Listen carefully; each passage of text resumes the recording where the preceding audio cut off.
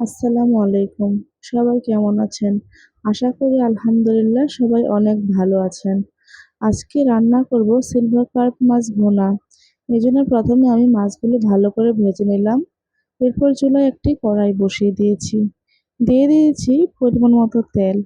তেলটা গরম হয়ে গেলে দিয়ে দিব কুচি কুচি করে কেটে রাখা পেঁয়াজগুলো। এখন দিয়ে দেব কয়েক ফালি কাঁচামরিচ। দিয়ে আবারও ভালো করে ভেজে নিতে হবে। এরপরে দিয়ে দেব পরিমাণ মতো মরিচ গুঁড়া, হলুদ গুঁড়া এবং লবণ। দিয়ে আবারও ভালো করে নেড়েচেড়ে ভেজে নিব। এরপরে দিয়ে দেব একটু পানি। পানি দিয়ে একটু নেড়েচেড়ে ঢাকনা দিয়ে ঢেকে দেব। পানিটা যখন শুকিয়ে যাবে তখন ঢাকনাটা আমি উঠিয়ে নেব। যখন পানিটা শুকিয়ে যায় তখন তেলটা কিন্তু একেবারে উপরে চলে আসে। তারপরে ভালো করে ভেজে নিচ্ছি, দেখেন কি লোভনীয় লাগছে।